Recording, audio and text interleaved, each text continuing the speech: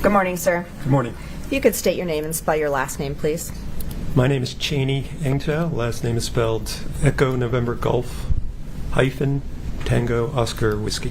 Where do you work? I work for the State of Utah Department of Public Safety Bureau of Forensic Services, but I'm assigned to the Intermountain West Regional Computer Forensic Laboratory. How do we refer to that place in shorthand? IWRCFL. IWRCFL. IWR, yep. And what do you do? Is it okay if I refer to it as the RCFL? Absolutely. Thank you. What do you do at the RCFL? I'm a digital evidence laboratory technician there, and my primary role is to access data from Apple mobile devices. Are you trained to perform cell phone downloads? Yes. What kind of programs do you use to do that work? For Apple devices, we typically use a device known as Gray Key. Are you certified to, well, I guess, do you need to be certified to use that program? No. Are you also familiar with Celebrate? Yes. Are you certified to use that program? Yes, certain aspects of it, yes. And what are your certifications in Celebrate? Cellbrite Certified Operator and Cellbrite Certified Physical Analyst. What is Celebrate? Cellbrite's just software that can be used to download phones, and it can also be used to parse out extractions which are obtained from phones. So it puts the data in a readable format for people. Did you receive a request from the Summit County Sheriff's Office to do extractions or downloads from cell phones? Yes, they submitted 2 phones to the IWRCFL. And were you able to complete downloads of those 2 phones? Yes. I want to talk first about the white iPhone 12 with the phone number ending 1987. Were you able to perform a download of this phone? Yes. And did you get a full file system acquisition from that phone? Yes. What does that mean? It's just the type of there are different levels of information you can get from a cell phone when you extract them. In this case, we were given the passcode to the phone by Summit County when they submitted it. If you know the passcode or are able to break the passcode of a phone, you will get what's known as a full file system, which is essentially all the data from the cell phone. And so you were able to obtain the raw data from that phone? Yes. And it was put into a readable format? Yes. And was that information from that phone ending in 1987 given back to the Summit County Sheriff's Office? Yes. Okay. I'm going to ask you the same questions for the second phone. You said there were 2 phones. Did you able to complete a download from a green iPhone 11, phone number ending 9317? Yes, I believe it was a 11 Pro Max. 11 Pro Max. And same question, you're able to perform a download for that phone? Yes, we were given the passcode to that phone as well. And did you similarly get a full file system acquisition? Yes. And was that raw data then put into a readable format? Yes. And was that information given back to the Summit County Sheriff's Office? Yes. Okay. Those are all my questions for you. Thank you. Mr. Ramos. Very briefly. Good morning. Morning. Could we geek out for just a little bit? Sure. All right.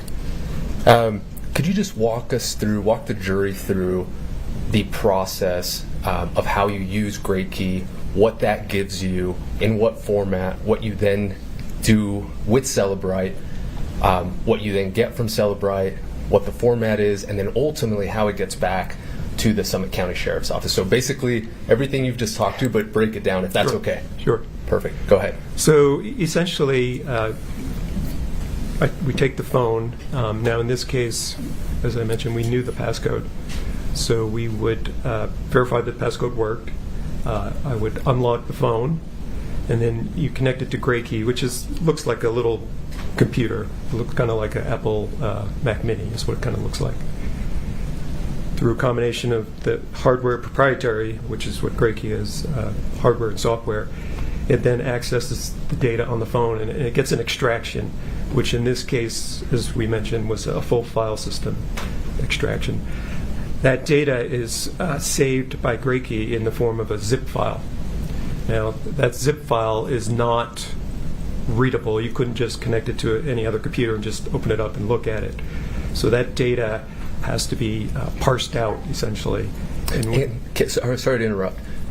Could you explain how the data would look if we were to open it up before putting it into the Cellebrite system? You couldn't really even open it. Okay. Yeah, so it would not be accessible. You need forensic software to access it. Perfect. Thank you. Yeah. So then we use a program which was previously mentioned called Cellebrite. Now in this case, we're using Cellebrite Physical Analyzer, which is just a Cellebrite software that takes this extraction. So you load the extraction in, and then it parses that data from the extraction into the various types of data that everybody would see on your cell phone today. So you would see it parses it out to the SMS, text messages, MMS, messages, emails, Word documents, pictures, videos. All the data is just put into a format that when you go into Physical Analyzer, you could say, I want to see all the texts that came from this particular phone number, and then you could read the texts that were sent. Once that information is parsed out, you then create a report. So it generates a report of all that data, and it creates something we call using a UFED reader, which is just part of Cellebrite. It's like a standalone reader that allows us to give all the data from this report, along with the reader, back to the agency that submitted to us. And they take it typically is put onto like a Blu-ray disc. It depends how big the phone is. It may be saved to a Blu-ray disc. It may be saved to a thumb drive or hard drive. But in any case, that detective would then take what we've given them. They would load it into their computer, open up this reader program. The reader then is populated by the data from the extraction, and then they can go through and look for text or pictures or videos or whatever information that they're looking for. And that's when the analysis will come in. Is that Yes. correct?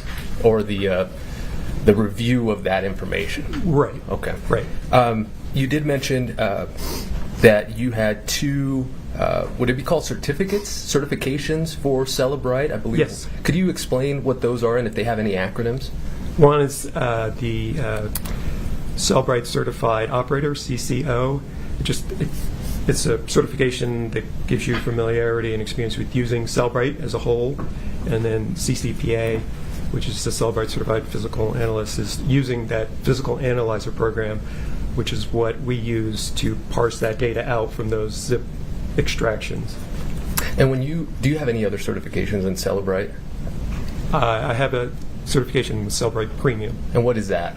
Cellebrite Premium is kind of a competitor to Great Key. It's used to access cell phones, mainly locked cell phones. Perfect. With the CCO and the CCPA, those certifications, do you need to renew them at any point, or are they kind of lifelong? Yeah, I mean, you do it once and you're solid. Yeah. I imagine, because of the constant updates and technology in our phone, I imagine that Cellebrite also updates. Is that fair? Yes. In terms of what they can extract? Yeah, both Cellebrite and Great Key Perfect. are updated constantly. So I imagine because of that, you take additional classes or trainings. Would that be fair? When and if I can, yes. Correct, yeah. I imagine you're quite busy. Yes. The last question I had is, you had mentioned, I put it in quotes, certain aspects that while using Cellebrite, that you were certified to use certain aspects. Are there certain things that your two certifications maybe wouldn't cover, or that if anybody was in that analysis process would need something else? Not that I'm aware of. Okay. Those are all the questions I have. Thank you so much for your time. Thank you. Just one question, Judge.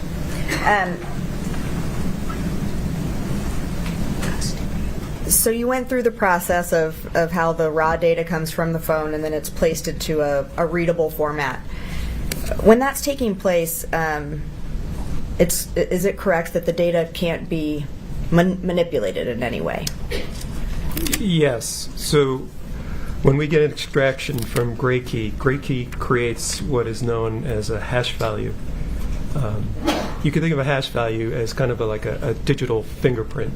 So every file is unique. For instance, if I went into a Word and I created a file and I typed hello and then I saved that file and then I ran a hash, I got a hash value from it, which is just a hash is just a mathematical algorithm that looks at the file and then it gives you a unique like fingerprint, which is basically a big long hexadecimal set of alphanumeric characters, but they're unique to that file.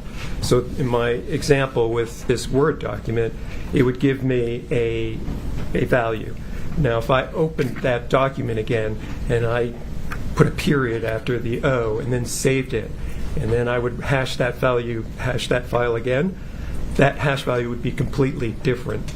So the way we use that is, now that I have the hash value for the extractions that I got from these two cell phones, I copied those to staging media, which is essentially a forensically wiped hard drive. Once I copy it to that hard drive, I then hashed the extractions on that hard drive. Those values that I got should and did match the values that Gray Key gave me. So now I know my files on that hard drive are identical to what Gray Key pulled off. Mathematically, it's impossible for them to be different. That hard drive was then provided to an examiner in our laboratory who then processed the data. When he was done processing that data, he would then hash the extractions again at the end. If those extractions show the exact same hash value, we can then say we did not change those extraction, which is the data from the phone, at all. And we could say it's identical to what Gray Key got. And that's what happened in this case? Yes. And in this case, the hash values all matched as they should. Okay. Thank you. Mr. Ramos.